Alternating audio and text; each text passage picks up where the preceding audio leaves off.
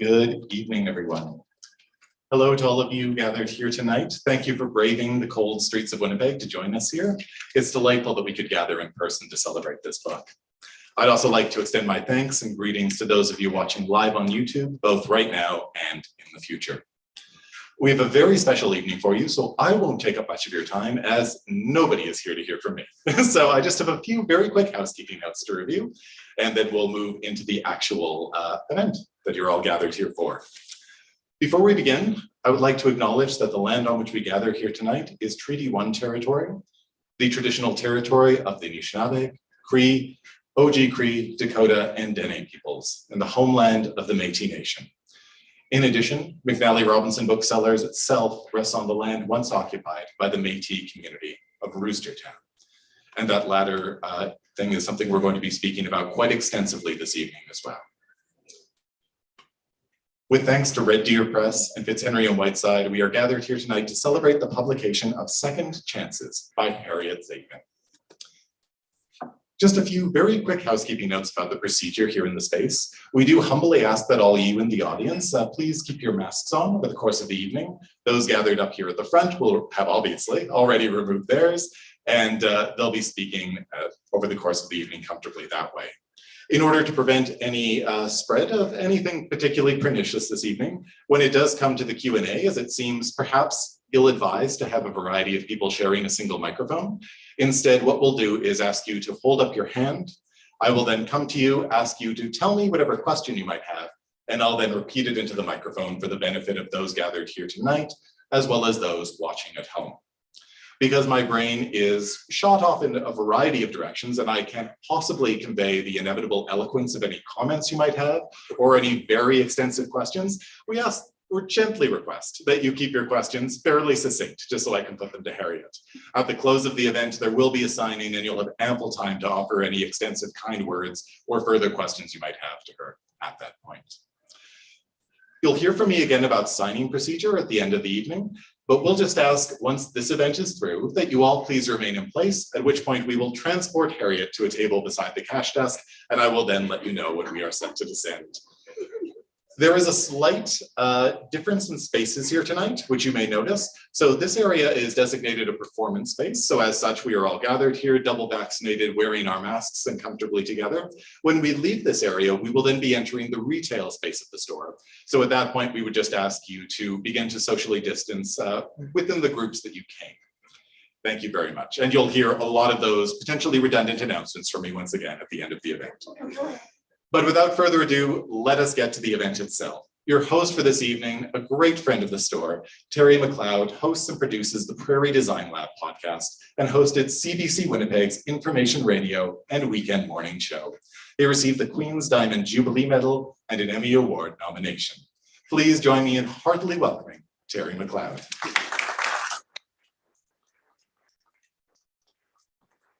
Thank you so much, John. And thanks to all of you who've come out tonight and filled almost every seat here. We're thrilled that you're here and the opportunity to be exposed to the wonderful ideas of Harriet Zaidman and her intense grasp of an historical period here in Winnipeg that was very, very significant. And the guests that with us that can help to illuminate what was happening then and what's happening now. Dr. Philippe Lagace-Weins in the middle, and Darrell Sais, whose family comes from Rooster Town. In fact, I visited the little piece of property over beside Pan Am Pool with his father and his uncle last fall, and we were discussing what was going on in Rooster Town back up until 1960. I should mention, of course, if you don't know Harriet's work, she writes novels and picture books for kids. The novel we'll discuss tonight is a young adult book called Second Chances from Red Deer Press. It recalls the frightening polio epidemics of the 1950s when children were stricken with paralysis or died from this terrible disease. It also addresses the racism and injustice inflicted on residents of Rooster Town, the Métis community here in Winnipeg. Her middle years novel, City on Strike, also from Red Deer Press, set during the turmoil of the 1919 Winnipeg General Strike. Harriet writes a lot of different kinds of things. She writes articles for The Cottager, for Lake Country Living and Lifestyle magazine, book reviews for CM Canadian Review of Materials and the Winnipeg Free Press. For more than 25 years, she was a teacher librarian in kindergarten through grade 8 at schools in Winnipeg. She's a mother and a grandmother of 5. Some of the grandchildren are here in the front row. She loves baking, especially bread. She loves to cook. She writes about cooking on her food blog. If you haven't seen it on Facebook, North End Nosh is amazing. And she gives away her recipes with great photographs. She loves to travel. She's a voracious reader, and she's a habitual knitter. Dr. Philippe Lagace-Weins is an assistant professor who teaches in the Department of Medical Microbiology at the University of Manitoba Medical School. His research interests are, among other things, antibiotic resistance, molecular diagnostics, and treatment of resistant infections. Darrell Sais is an employee of Winnipeg Transit, and he has been for 31 years. He's now the acting operations supervisor and instructor. His parents were residents of the Metis community here of Rooster Town until they were forcibly removed from their home, and the community was demolished in 1960. That removal of the entire Rooster Town community, or Pecan Town, as the Metis people called it, was to make way for the development of Grant Park Shopping Center, Grant Park High School, Pan Am Pool. Darrell's family and the Rooster Town community are commemorated inside and outside just down the street at the new Bill and Helen Norrie Library. There's lots there to see and learn. Beautiful metal facade on the front of the building with relatives of the Sais family. You can, I stood there with one of their young relatives saying, "That's my grandmother." So that it's quite a lovely place, and the displays inside are pretty special. But let's turn to conversation now. Harriet, why did you write Second Chances? Oh, well, it's just coincidence. I was having a conversation with Mindy Barsky, who's here today. Mindy's father, for a lot of people who lived in West Kildonan and the North End, her father, Dr. Percy Barsky, was a pediatrician, and he had polio when he was, I think it was 21 or something. It was a young man. And he decided, because of his experience, to become a doctor to help people. But he was left with a limp and his arm was affected. Anyway, she was talking to me about, because I had used some family stories in writing City on Strike, she said, you know, I should write down my family stories. What do you think? And then, you know, we were talking about it. I was encouraging her, because polio, even though her father had recovered and it was all before she was born, certainly affected their family. And he probably died, he died in 1989, he probably died of post-polio syndrome, like it accelerated his death. So she told me some, you know, stories about the struggles, but because he was a very friendly doctor, everybody had nice things to say to him about him and he was always accessible, but it affected his ability to function. Anyway, so a week or two later, I was just sort of standing in my kitchen and I thought, oh my goodness, I should tell a story of how children were affected because by polio, their lives were changed. And the idea of anti-vaccination, like that someone knows better than, and vaccinations are whatever, you know, cause autism, or all the nonsense that has caused this disruption in the delivery of good healthcare to maintain a high level of good health for children and ensure healthy outcomes and healthy lives. That has always bothered me. And you know, one day when I was a teacher, and this was sometime in the 90s, I was walking on playground duty, and a little child attached himself to me. He was 6 or 7, and he came out with this cough. Like, it was astonishing. Anyway, I said, like, what's wrong? Like, I had never heard a cough like that. He goes, oh, I'm way better. I said, what do you mean you're way better? He said, well, he had whooping cough because his parents didn't give him the vaccination. And he, these are preventable diseases. This child growing up can have lifelong damage to his lungs and his respiratory system. Like, just because of misinformation and disinformation that was spread and maliciously. There's no basis in science for this misinformation. So I thought I should write a novel about that. Anyway, this was before the pandemic, and I finished it before the pandemic began. So it's just coincidence that it that it's come out now. Sorry, you finished this book before the pandemic? Yeah, I did. Yeah. It was just coincidence. I pressed send, like the first week into when people were talking about lockdowns, and they were quite happy about it. And then it appeared that the pandemic would last 3 weeks. And I thought, oh, well, it's not gonna, the book's not gonna fly because people will be bored with it because the pandemic will be over. Anyway, it's worked out differently. I'm sorry for the world, but it's worked out differently.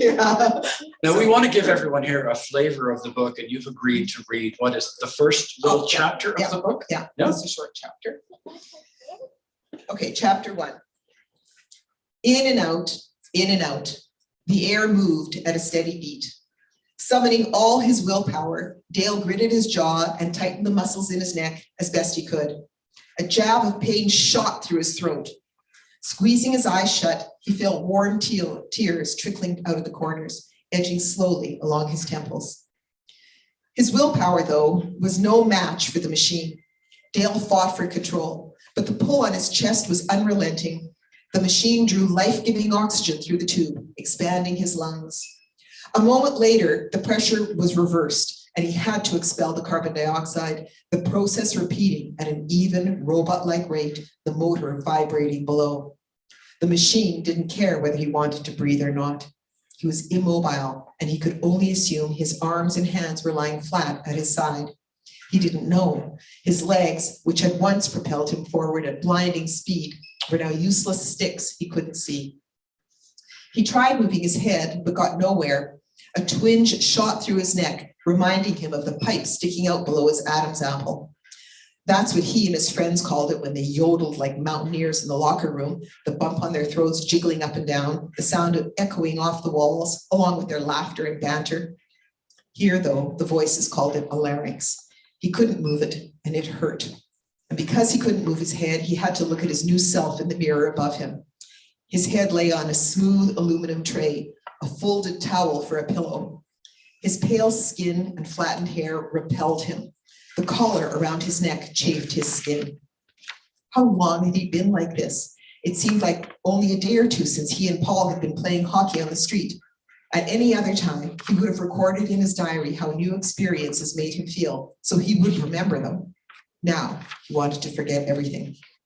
He tried to interrupt the machine again, and again he failed.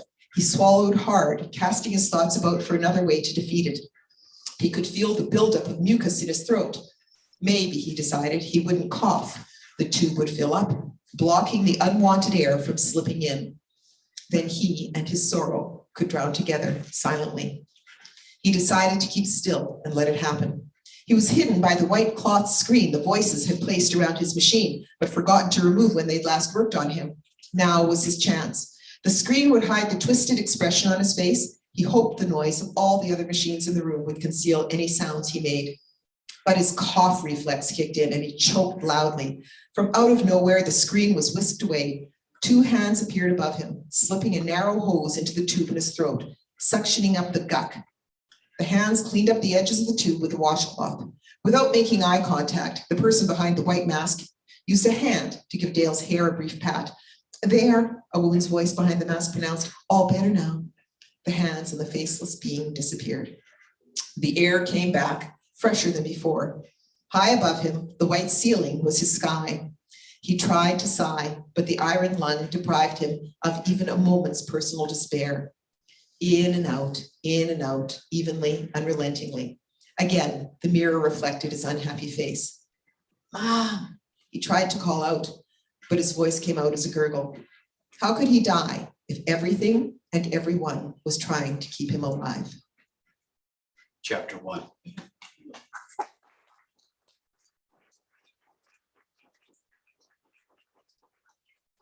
Dr. Lagace-Weins, this polio epidemic that swept across North America and made itself really evident here in Manitoba and in Winnipeg, where did it come from? Oh, I mean, polio is a virus that's been around for a very long time, and it just comes in waves, much like other epidemic waves, when there is sufficient people who are out there that haven't been exposed in a long time. And then the virus makes an appearance, whether it's through travel, whether it's through introduction by somebody who's a carrier. Polio is a virus that is spread in water.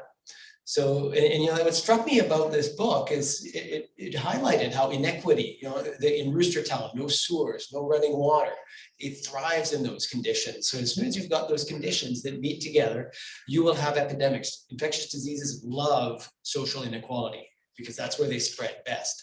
So you had a situation, you have high population density in some areas, you had introduction of the virus, and it spread in the summertime because kids played in water, and that's what they did. And we always saw these outbreaks affecting these communities that were underserviced, that had social inequalities, and of course the richer communities who had running water and such did not suffer that much. And it struck me with COVID, and I'm sorry to bring up COVID-19, is because it really struck me when I read the chapter summaries. The same thing happened again 70 years later. That who is suffering with COVID? It's for the most part not us people who have reasonable amount of wealth, access to vaccine, access to healthcare. It's the same inequity that I'm seeing again.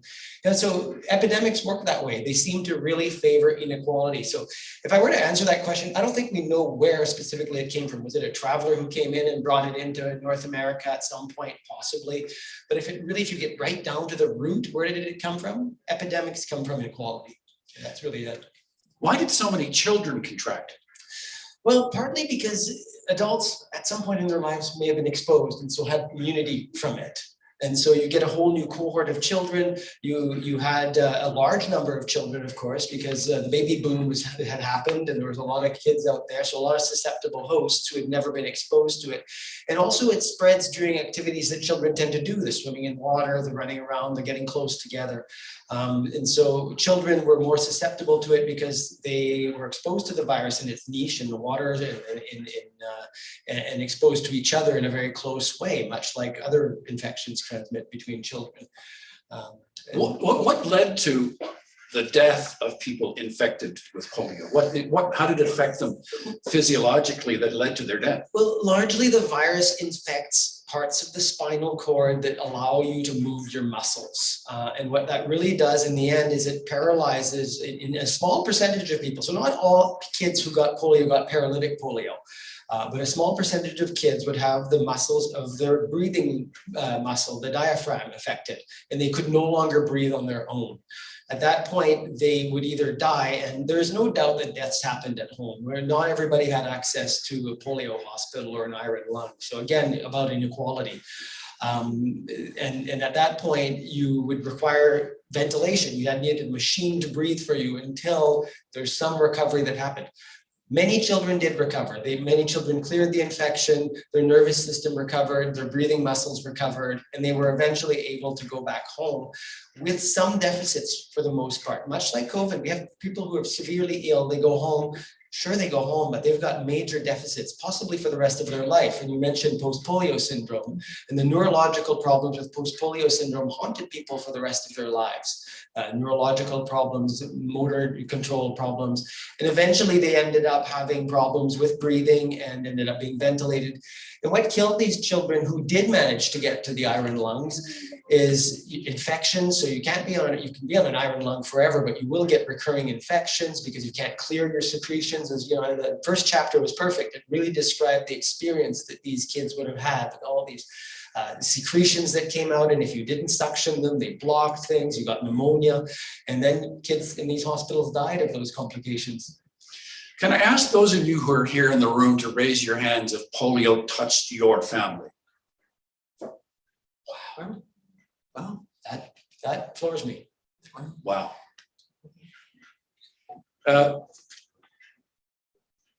So what is it? I mean, I had heard of iron lungs for a very long time. I had no idea really what they were. What did iron lungs do to help to keep polio victims alive? And why did they need this breathing apparatus? Right, so I mentioned how the diaphragm became paralyzed by the virus and the nervous system wouldn't know how to make that diaphragm move up and down. And this is a muscle that all it does is moves up and down and up and down. And that's what allows us to reduce the pressure in our lungs, so air has to go in. So what an iron lung would do essentially is it would encase the whole person's body so that their head was outside of it, and it would reduce the pressure in that chamber just like the diaphragm does. So it would pull down a mechanical diaphragm essentially to reduce the pressure in that cylinder so that you essentially were forced to suck air in. Now you could keep your mouth closed and your nose plugged and you wouldn't be able to suck air in, which is why they needed to put a hole right in your trachea so that you had no control over whether or not that air was going in and out. It was beautifully described in that first chapter. And of course, then because the air is going in and out below your vocal cords, you can't speak. You are unable to speak. So if you take a moment and imagine yourself, you woke up, you were a child, you were in this machine, you couldn't speak, this thing was breathing for you, and you're choking in your own secretions every hour or so, and you needed somebody to help. A devastating disease. Polio was a very visible disease. You know, not everybody, as I said, got paralytic polio, but it was a very visible disease. Hospitals were coming up to help these kids. Everybody at the time knew a kid that had polio and had consequences. Darrell, I know that your dad is here with you tonight, and that was wonderful of him to come along, but the book is set in 1955. The expulsion and demolition of Rooster Town happened in 1960.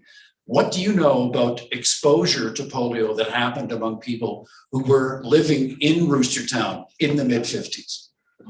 Unfortunately, very little, but I did talk to my dad about it, and he does recall the epidemic back when it came into Winnipeg, and that's pretty well all he shared with me. Nobody in our family that I know had suffered from polio at that time. Oh, my dad. Okay, Mr. Sais. I like what everybody know. Nobody in Rooster Town had polio. So Dad is saying that nobody in Rooster Town had polio. Yeah, so I guess I did some reading too on polio, and part of it, because I watched the Tobey Maguire movie about where he got polio, and I mean, I did some research and with the book too, and from my understanding is breastfeeding for women wasn't as predominant back then, where it would be in Rooster Town because they couldn't afford to get Inflac or whatever they had at that That's point. right. Yeah. And that would protect, and again, mentioning how adults don't get polio because they've been exposed to it in their childhood and became immune, and the women would have antibodies that they would give to their children. And breastfeeding is an important way to get those antibodies in. Now, one of the characters that Dale meets in the hospital, was that the King George Hospital, Harriet, would have been? Yeah. The now since demolished, it's now Riverview, but King George Hospital was the hospital. But he met this girl that he really liked, Charlene Arcand. Why did you choose her?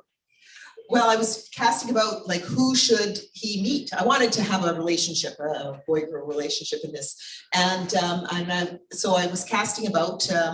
At one point, I thought maybe he should meet a violin player because I played violin when I was in grade 7, 8. I thought maybe I could do that. Then I was reading like what you do to is you're reading the newspapers at the time. I was looking online at the Winnipeg Tribune and the Winnipeg Free Press at the time, and there were these very pejorative articles about the people who lived in Rooster Town, and I realized that this is the period of time when the pressure was starting.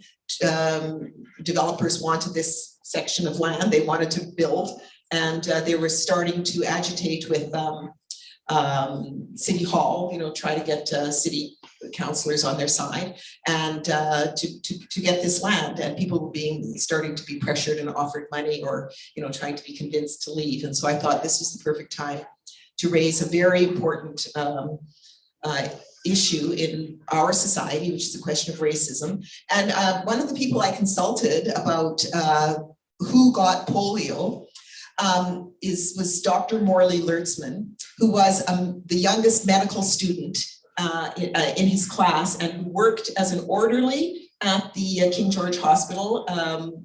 One day he would work as a doc in the emergency, and the next day he would do orderly duties. And so I talked to him and I said, who got polio? Because in some ways, there were disadvantaged communities. There were some stories about some disadvantaged communities where terrible things happened. But in other ways, because of lack of breastfeeding was reduced and all this, there was a lot of middle class kids who got it because they were playing together, so I said, well, who got polio? Because and the other thing is that the middle class kids wrote the memoirs. It's very interesting who they are. So So that was interesting. Anyway, he said everybody got polio. It didn't matter what strata, what area of society you came from, you were susceptible. If you had all these different conditions, you know, you didn't have the antibodies for these various different reasons, you were susceptible. So I thought, well, there's an opportunity to talk about what was going on in our social issue in our society. So Darrell, when your family, your father's family, was expelled from Rooster Town and it was demolished and all this was built, what happened to the Sais family? Where did everybody go? Well, I asked my dad about this because growing up, he told me many stories of Rooster Town. He was very proud of the community. And initially, my dad said that his father wanted to move back to St. Norbert because that's where the Sais came when they came to Red River Settlement. They ended up settling in St. Norbert, but my grandmother, no, she wanted to go live where her twin sister lived, and that was in the North End. So they moved back over to the North End, and that's where most of us were born and raised. How did their circumstances change when they were forced out of Rooster Town?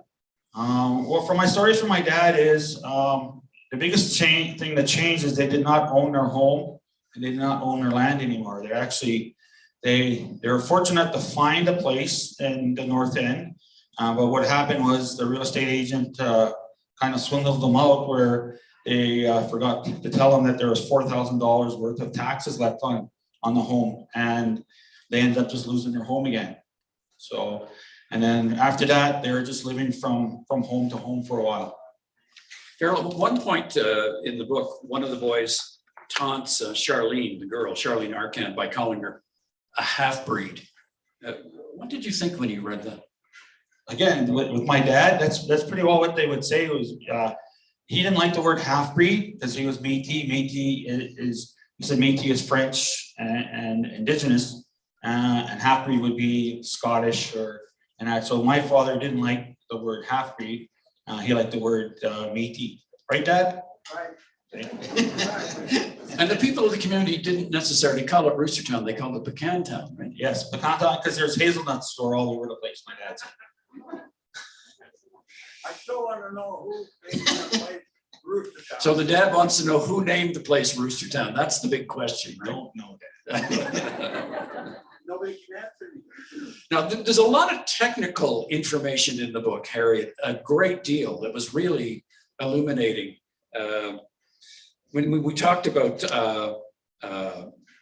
iron lungs, but what's a rocking bed? Well, a rocking bed is another device to force the diaphragm to work. And so it was less constricting in some ways, but it just, you were put on this bed and they set the rate of how many times it went back and forth. You went down and up, and it was mechanical. Your diaphragm was just forced to squeeze and release, squeeze and release. And so people I've talked to who were on rocking beds say, I spoke with a part of Dale, the character. His mother was on a rocking bed for, like, that's what she did all day. It would be on a rocking bed, you know, at home. When she was released, she was had an iron lung in a rocking bed, and it was just another way to, with less of a claustrophobic feeling, to have your body mechanically active. And I suppose it was good for your circulation and other things too. Now, I have another question. I was at the convention center the other day getting my flu shot, and I got talking to the nurse who was helping me. And I was mentioning that you and I were going to be talking, and Darrell and Dr. Lagace-Weins were going to be talking about polio. And he said, I used to work at the King George Hospital with a lot of post-polio patients. And I said to him, you mentioned in the book about frog breathing. Yeah. And I said, do you know what that is? And he demonstrated it for me. Mm-hmm. What's frog breathing? Well, frog breathing is they had to gasp every breath. They had to throw their heads up and position their trachea open and pull the air in and then expel it. And it's every single breath. When they were outside the device or without a respirator, had to be achieved otherwise you died. And when I interviewed Paul Alexander, a man whose has a character named after him, he has been in an iron lung since 1952, and he said he talked about that. When I interviewed him recently, he just talked about how you struggle. He has for every single breath for the rest of your life in that situation. Now, I watched that video that you had posted in the conversation you had with him, and you put it up on Facebook.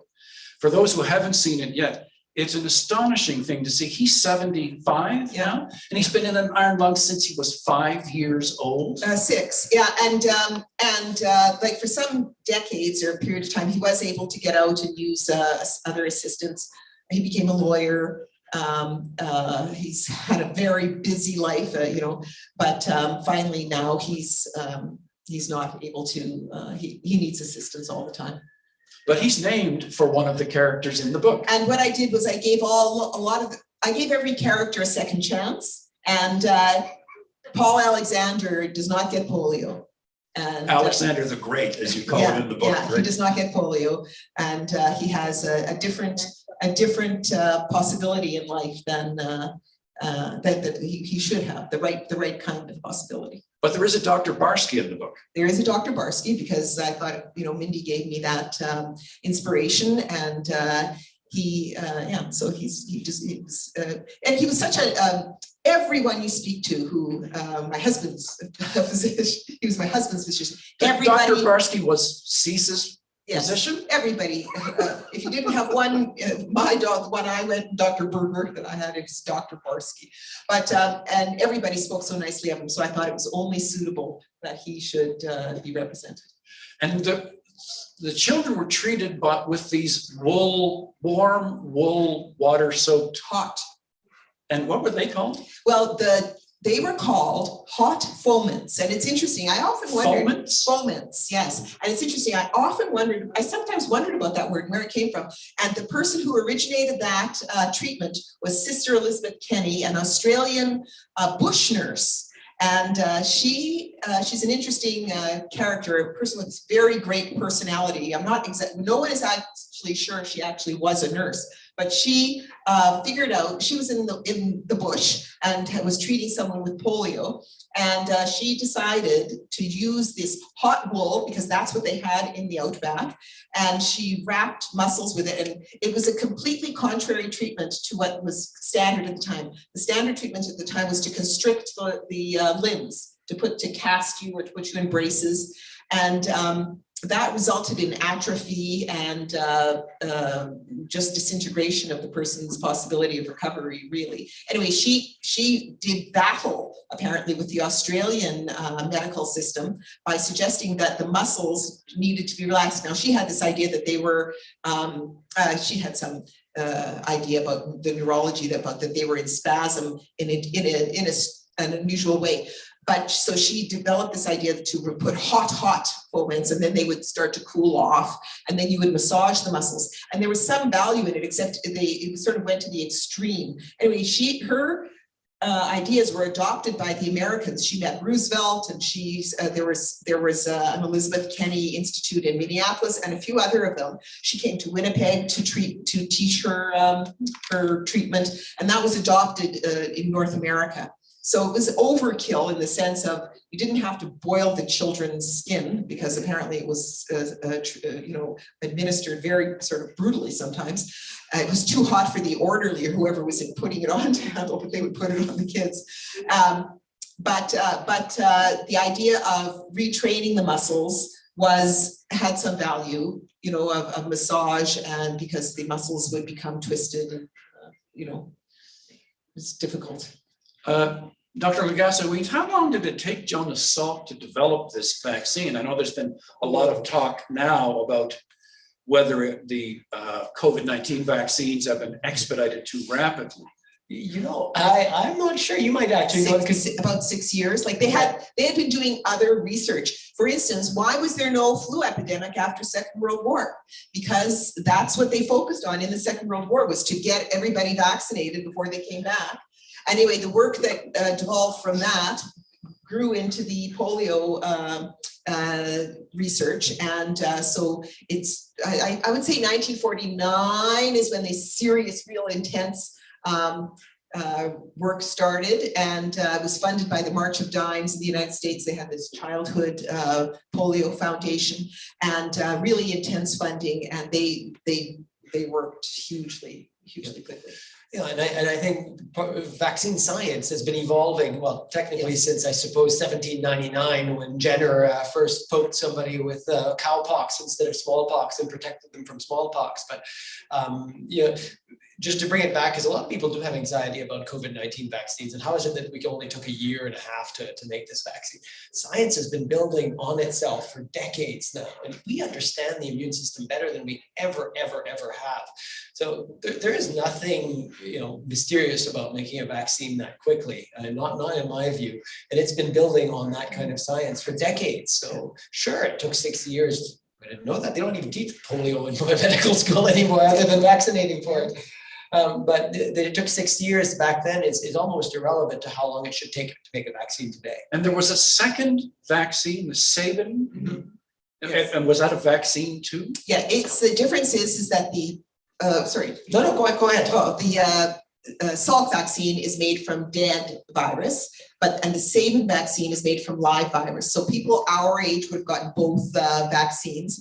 The Sabin vaccine was finally finished in 1962, and it's you drank it or you had a drop on a sugar cube, but it's from live virus. And so the advantage of the Sabin vaccine is that it's cheaper to produce and easier to transport and all this, and it doesn't require special equipment. But the disadvantage is that in rare cases it caught polio, because it's got live virus in it. It can give people polio. You know, so they had rare cases. So at first they were so convinced by it because of the efficacy that they abandoned the Salk vaccine. But by 1989 or 1999, I can't remember, they abandoned the Sabin vaccine in North America. I think it's still used somewhere in other places. There are a handful of countries that are still using the oral polio vaccine just because of the transportability. That's it. Yeah. But the more reliable one is the Salk vaccine. Now, at first, the Salk vaccine had to be given in 3 needles, and so that's another reason why they abandoned it, because the Sabin was just one dose. There's a point in the book when you bring up the issue of vaccine resistance. What was it? Dale's father was someone who was opposed to didn't like doctors and was opposed to the idea of the children getting shots. And it turned out to create a problem with the kids, right? With Brent, the brother. Right. Well, there was vaccine resistance at the time too. And a few of the people whose information I found about were, one of them who he made his own medicines and sold them like via mail. You know, he didn't believe in any medical system, and he announced that the polio was a result of bad nutrition, and there were a few others who had their versions. This fellow made a lot of money selling prescriptions that he created himself. But the key, a line that is similar to all of them is that they were all, as well as being anti-medical system, were all racists and white supremacist. They were anti-Jew, they were anti-Black, and at the time, because of the legacy of World War II, they were anti-Japanese, and their brochures and screeds and statements were consistently just horrible. And some of them claimed that if you were taking the polio vaccine, you were getting the blood, you might be getting the blood of these alien races injected into you. So it draws a lot of parallels to today's the unity that anti-vaxxer and these white supremacist and anti-government and other kinds of people have found in the opposition to the vaccine. Well, there was an equivalent of Rush Limbaugh back then, Yes. right? Walter Winchell, yeah, right? That's right. And Walter Winchell took it up. That's right. He had this 15-minute radio show, and if you go online or on YouTube something, he had this machine gun delivery. Blah, blah, blah, blah. Good evening, ladies and gentlemen, on like this. And one thing that was happening with Walter Winchell at the time, he was a gossip columnist in the 30s and 40s and things like this. But with the advent of television, his career was, and he was getting older, he was losing audience, right? And radio was not as popular. And so he took up the, this myth that this one of these characters was propagating, is that the American government was stockpiling little white coffins because children, and there were trials going on, and there were huge trials going on for the polio vaccine, that they were stockpiling white coffins because little children were dying, you just weren't being told about it. And so History repeats and it itself. it caused a huge panic in society. People whose children were in the trials withdrew them, and because of that, it caused huge panic. And then the polio research was affected, like they had to justify themselves and things like this. So, Darrell, I was out to the giant kettle out on the transit line with you and your family actually last summer, and some of it had to do with water delivery in Rooster Town. And there's a scene in the book where Dale goes to visit Rooster Town and he thinks that maybe he can find Charlene's family. And he gets talking to a guy who's delivering water. Was that your family delivering the water? Well, that's my grandfather started that, and then my father took over. So entrepreneur Frank Sais there. So it was just, from my understanding, what my dad's story was, it's just people that didn't have access to the water because it was a pump at Grant and Cambridge, and some of the elderly people and people that just didn't have the tools available, they had a horse and a wagon, so they go around and they would get people water. So I think it was 10 cents a what, Dad? 35 cents a barrel. 35 cents a barrel. See, still remembers. 75. Was there really this gigantic telegram assembled for Yes, Jonas Salk? yeah, in Winnipeg they sent it. Yeah. And it was like what? How long was it? It was about near 75 or 85 yards long or something like that. And it just said, "We love you, Dr. Salk," apparently. Yeah. Yeah, so like people were so grateful, like in all the books I read, the memoirs, like people wept that they peeled bells, and the headlines were massive. Like this was, just to quote Dale Leach, like people at the end of a conversation, and when I was speaking with them, they just unbidden, they would say, "Dr. Salk saved us. He saved us from further tragedy. He saved society." Like they lived in terror. Parents lived in terror. Children lived in confusion. They couldn't live their lives. It's this, same restrictions and the unknown. And he saved them. And so the level of appreciation was overwhelming. I was doing some research over the last few days about Jonas Salk, and there was a comparison to Anthony Fauci. But the allegations at the time were Salk's getting fantastically wealthy. He's a billionaire, which wasn't true. No, he didn't. And Anthony Fauci isn't a billionaire either. He gets paid a regular salary, but he didn't get wealthy in the way that the nasty people are out there circulating rumors. No, not at all. And there's it's. I think that when people say that they're opposed, they have these gurus or these heroes of the anti-vaccination movement. These people are making a ton of money with on their electors or their phony cures or things like this, or their.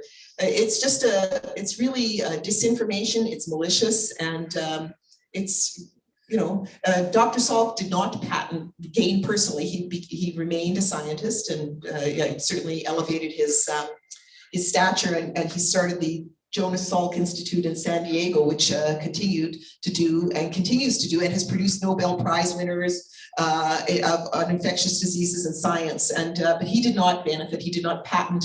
He said, "How can you patent the sun?" Yeah. So moving now into contemporary times, Dr. Lagace-Weins, I'm curious, when you look at the big picture, what lessons we learned from polio and COVID and have not learned from polio and COVID? Well, I think I hinted at one right at the beginning, one lesson we haven't learned, and it's a lesson infectious diseases teaches us all the time, whether it's tuberculosis or whether it's typhoid or whether it's COVID-19 or influenza, is inequality. Infectious diseases thrive in inequality, and until we can equalize ourselves, we will never be rid, even imagine of having a reduced prevalence of infectious diseases, and that's HIV and that's hepatitis B. You name one infectious diseases and it's always all about inequality. So that's obviously something we haven't learned. What we have learned, I think, is for a greater, I hope for a greater number of people, we have learned to have faith in vaccines. We have learned that there are people who do have unfounded beliefs that allow us to, have shed doubt on the science of vaccines and the belief that vaccines really do work, but they do. And I think all of us probably, I hope there's not too many anti-vaxxers in this crowd, but there might be. And we need to continue pushing that vaccines save lives. Vaccines, you always hear, well, vaccines do this, vaccines do that, vaccines cause this, vaccines really cause one thing, they cause adults. Vaccines cause adults. And I think it was really the polio vaccine that pushed that made people realize, imagine being a mother in July or August and your child spikes a fever and you know what that means in August. We still know what that means. It's an enterovirus now, it's not polio, but it still means that child probably had polio. And now you've got a chance that child will never walk again or possibly even die. So vaccines really, I think people grew in their belief of vaccines through the polio epidemics that we experienced. And that's a legacy we did well at, obviously. What else have we learned and what else have we failed to learn? I think a lot of us, unfortunately, have failed to learn that there are snake oil salesmen and there will continue to be snake oil salesmen. There will be Joe Rogans in the future and there are Joe Rogans now. And if we really look at it, you have to see the difference. You've got a guy who's got a YouTube channel and he's just making a bucket load of money just to be controversial. And you've got Dr. Salk, who never wanted to have a dime out of this. And he got fame out of it. There's no doubt about that, but he didn't make much money. So one thing we need to continue learning is to doubt people who are really out there to make a fast buck. And that's, we need to continue to learn to trust the experts. I think me as an expert, the healthcare field as experts have really taken a major hit from people who have called them all sorts of names. There is not a day that goes by that I don't get insulted. There's not a day that goes by that I don't open my email box and see a threat. Are you serious? I am serious. And they're not like, I'm going to kill you threats. They're kind of veiled threats. You'll end up going to hell for vaccinating children, or you're an awful doctor, or remember Nuremberg. That's a common recurrent theme. Oh yeah, every day I get maybe not every day, but certainly multiple times a week I get a message like that. So clearly things have not changed in that regard. So we really need to work with these people. And I don't want to abandon these people. I think that's an important point that I want to bring. If people are anti-vax, I will respect your views, but I will try to change them. There's no doubt about that. There may be people in the room here tonight who are having their surgeries delayed because the hospitals are full of people with COVID. And as we know now, what the data tells us is that most of the people with COVID now are unvaccinated people. And so what sense do you make of the kind of vaccine resistance we're seeing and its impact across the larger society?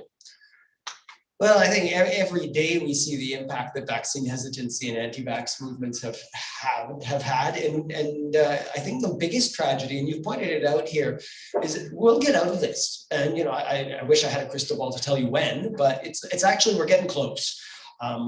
Sadly, enough of these unvaccinated people are eventually going to get COVID that they'll have some degree of immunity, and that's a real tragedy, that some of them will die because of that. But the bigger tragedy that I'm facing right now is that we're actually going to deal with a longer pandemic because of the vaccine hesitancy. And it's not going to be just a longer pandemic of COVID-19. It's going to be a longer pandemic of cancers. It's going to be a longer pandemic of heart disease. We're only just getting over that infectious part of the pandemic. And now we need to deal with all of those repercussions, which are still part of the pandemic. All those people who are going to have heart attacks and not survive. Caused by The virus? No, well, no, caused by the fact that all these surgeries and Oh, by diagnostic delay. procedures have Yeah. been delayed. And so these cancers are not getting diagnosed as early as they could have been because your colonoscopy got delayed by 8 months. And that's the legacy of a pandemic. And it's also a legacy of the anti-vaccine movement, because if we had gotten those vaccine rates high enough, it would have aborted those. And we're seeing it right now. We're seeing it in Winnipeg with a vaccine uptake rate that's much higher than a lot of the rest of Manitoba, and certainly very much higher than the South. Where are all our cases coming from? They're all coming from areas that are, not all, but the vast majority are coming from under-vaxxed areas. And we're seeing our hospitals fill up with those people who are under-vaccinated or unvaccinated. And we will continue to see that legacy for years and years to come because of these delays that a very tenuous healthcare system was not able to cope with. What evidence do you see of healthcare workers suffering because of COVID, either from stress or from actually catching it? Well, catching it is an obvious stress. You can get ill yourself. We've had doctors that have to be admitted to hospital. We've had nurses that have died of COVID-19. You guys may have heard about that. And that was actually a legacy of vaccine hesitancy. This poor woman had heard that she could become infertile if she had this vaccine, and was offered it, denied it, and then got COVID and died. But so those are some personal stories. They're not the majority, obviously. But we've had nurses walk out. We've had nurses quit from providing COVID care so that they could go to agencies where their hours would be better. They wouldn't be forced to have overtime. We've had doctors who have been overwhelmed by depression and can no longer work. We've had doctors that have had their own health decline because of this. Their heart disease or their various other medical problems have declined due to inability to either access care or because of the stress that the pandemic has caused every day. And it's not just the front line. A lot of my work is in the lab, and we've seen technologists walk out because they can't deal with it. We've gone from a 16-hour-a-day lab to a 24-hour-a-day lab just to provide the diagnostic services that the system needs. And we've had people literally, they're done. I'm 55. Why would I keep putting up with this and not just retire when I'm only working for the difference between my pension and my salary, which is almost nothing? But they love their jobs, and that's why they were there beyond their pensionable time. They loved it, and now they don't anymore. And that applies right across the board. And then we already started with a deficit in nursing staff and a deficit in lab staff. And now it's undermined even more. And it's going to cost a lot. It's going to cost us in the long run enormously. And you can't patch it by saying, oh, well, we'll get student nurses to come. When you get all of your most experienced nurses to leave, who's going to teach those student nurses? So this is snowballing into a really horrific healthcare nightmare for those of us who are left there trying to pull the pieces together. And at the same time, you've got surgeons who really want to help. They really want to do these procedures, but they can't because they got no nurses. They're shoved back into the COVID wards. So it is a tragedy that's unfolding, and I hate to say it, it's a tragedy that's going to continue to affect us for years and years with all the delays that have occurred because of it. Now, you've heard so much tonight, and John mentioned at the beginning that we have an opportunity now for you to ask questions or make comments. I'm afraid we are at the top of the hour. And so do we have time for one question? We do have one question from the internet. If we want to. Do we? Okay, let's hear it. That's fair. Great, and this is a very open question to Harriet, which is just what attracts you to the social justice issues that you write about? That's me. That's me. I am an oppositional person. I'm very. I've always been interested in social justice, and inequality has always bothered me. Darrell, final thoughts from you tonight about what you've read or what you've heard tonight? I really enjoyed the book. I was telling Harriet, I go read a couple of chapters today, but I ended up reading more and more. I got more interested in it. Really piqued my interest, obviously, when you mentioned the Rooster Town and that and how that was. It was very enjoyable, and so my daughter wants to read the book now, which is good. The only thing I really like to add is to really understand what happened to the people of Rooster Town is, and it took me a while to figure this out, is My grandmother never had a home after leaving here. She went from house to house, but she didn't have a home. And to see her living in poverty was horrible. And just to have it taken away, no other reason than just because you're an Indian is just totally wrong. I don't think they realize what they did to these families. I was the next generation that actually was able to own a home. Okay, so it's something that was very wrong, but unfortunately it still happens today in other ways too. But I really appreciate Harriet for this book. I really found it very interesting. Thank you for reaching out to us. We really enjoyed it. My dad was a little reluctant to talk too much because he doesn't trust people too much, especially if you ever have a chance. What Harriet said, you read the old newspapers, what they said about the people of Rooster Town was horrible and it wasn't true. Again, thank you so much, Harriet. And Darrell, thanks to you too, because remember last fall, I created an episode of the Prairie Design Lab podcast with you, exploring the meaning of Rooster Town and what happened, and with the city planners and the landscape architects, and a kind of deep look at what they tried to fix with the Bill and Helen Norrie Library, but also hearing from you and your helping us to understand what happened in Rooster Town. Yeah, thank you. And Dr. Lagace-Weins, a final word from you? Yeah, I mean, I think I didn't actually get the chance to read the book. I got the chapter notes and kind of brought it in at the last minute here, but I've read them and I felt much like when I first heard about smallpox vaccine hesitancy. It's a gut punch to a doctor to be told, don't get vaccinated. I know what's right, by people who don't otherwise know. And I do believe I know the cause or the root cause of these disbelief issues is there's a lot of scientific literacy that we're not teaching our kids. They don't understand what viruses are. They don't understand what the immune system is. And the school systems, as good as they are, and I love the public school system, they don't have the time to teach them. So if I had one last passing thought is, as parents, as grandparents, teach your kids about these things. Teach your kids about infectious diseases. They're going to affect them at one point in their life, and they need to understand how your body works. And it doesn't have to be just infectious diseases. How your body works is such an important thing you can teach people, and it will give them health for a lifetime.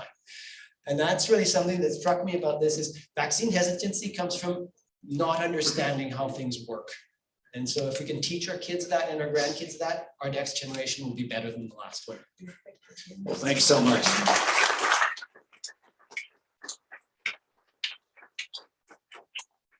And thanks to my three guests, and Harriet, thanks to you for such a vivid and detailed account, and it's so compelling, and it's great storytelling. It really is. And thank you for coming out tonight. So enjoy the book.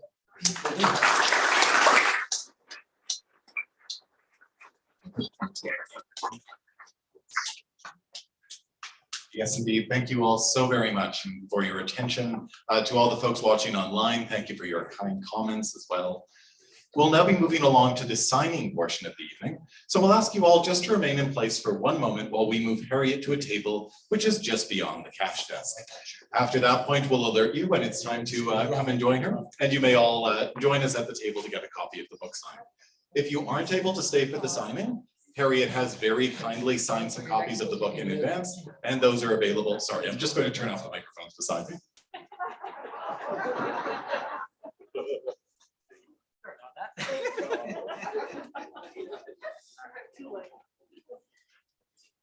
And so signed copies of the book are available at the central cash desk.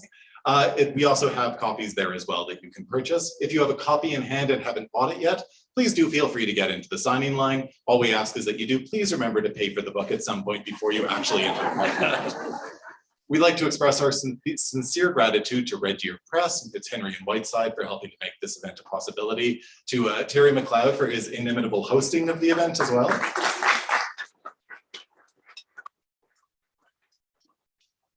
To our wonderful panelists, Darrell Sais, Dr. Philippe Lagace-Weins, and of course, please join me one final time in acknowledging the work of Harriet Zaidman.